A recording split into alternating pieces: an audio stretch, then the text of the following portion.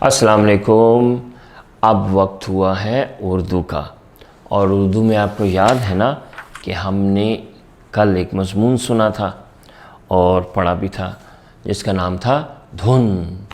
किसके बारे में था ये? चींटियों के बारे में। और उसमें क्या ख़ास बात बताई थी चींटियों की, कि चींटियाँ कैसे मिल के काम करती हैं, ठीक है। और क्या बात थी, कैसे वो एक दूसरे बताती हैं कि खाना कहाँ पड़ा है। याद है आपको? स्काउट चींटियों की बात हुई थी। शाबाश। तो आज हम करते हैं इस चैप्टर के कुछ सवालात। तो पहला सवाल, चींटियाँ तेज़ी से किस काम में मसरूफ़ थीं? चींटियाँ तेज़ी से किस काम में मसरूफ़ थीं? याद है आपको? चींटियाँ तेज़ी से खुराक जमा करने में मसरूफ़ थीं। चींटियाँ तेज़ी से खुराक जमा करने में मसरूफ़ थीं। ये तो हो गया पहला सवाल। दूसरा, स्काउट चींटियों का क्या काम होता है? स्काउट चींटियों का क्या काम होता है? याद है आपको उनका क्या काम होता है? जी, गुड, शाबाश।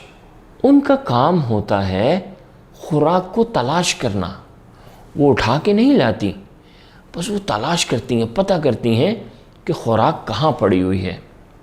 अच्छा, नंबर 3, स्काउट चींटियाँ दूसरी चींटियों को पैगाम कैसे पहुँचाती हैं?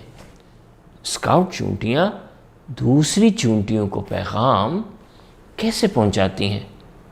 याद है आपको?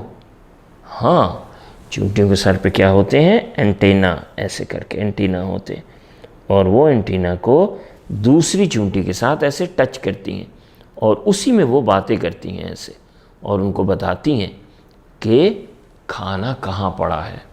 नंबर 3, स्काउट चींटियाँ खुराक के बारे में क्या क्या बताती हैं? ये सवाल नंबर 4। अब स्काउट चींटियाँ खुराक के बारे में क्या क्या बताती हैं? स्काउट चींटियाँ खुराक के बारे में बताती हैं कि खुराक कहाँ पड़ी है, कितनी पड़ी हुई है, और किस सिमत में पड़ी हुई है। खुराक कहाँ पड़ी हुई है, कितनी पड़ी हुई है, किस सिमत में पड़ी हुई है। ये सारी बातें चींटियाँ बताती हैं। चलिए, पहले तो आप इन सवालों के जवाब दीजिए, और अब आइए हम कुछ डिस्कस करते हैं, तबादला ख्याल करते हैं, बात करते हैं इस चैप्टर के बारे में, बाप के बारे में। सवाल नंबर 1, इस सबक का मौजू क्या था? क्या टॉपिक था? इसमें क्या बुनियादी बात है जो इस चैप्टर में की गई है? ये आपने लिखना है, ठीक है। मेहनत है, या मिलके काम करना है, या शिकायत ना करना है, क्या है? आप बताइए।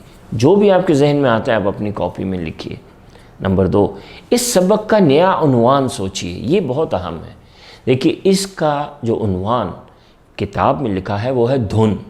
धुन, लेकिन ये भी किसी ने सोचा है ना, तो जैसे किसी ने सोचा है वैसे ही आप भी सोच सकते हैं। आप खुद से सोच के अच्छी तरह इसका एक नया उन्वान, हेडिंग, टाइटल लिखिए, इसका नाम लिखिए इस चैप्टर का। धुन नहीं लिखना, कुछ और लिखना है, जो भी आपको अच्छा लगे, ये आपकी मर्ज़ी है। नंबर 4, इस सबक से हमें क्या पैगाम मिलता है? इसमें पैगाम क्या है? इसमें क्या हमें सीखना है इस चैप्टर से? क्या चीज़ है वो?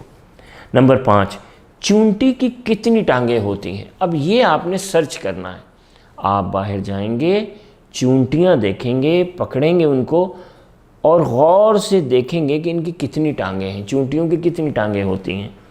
और आखिरी 6ठा सवाल, चींटी अगर हाथी जितनी बड़ी होती तो क्या होता? ओहो, बड़ा ज़बरदस्त सवाल है।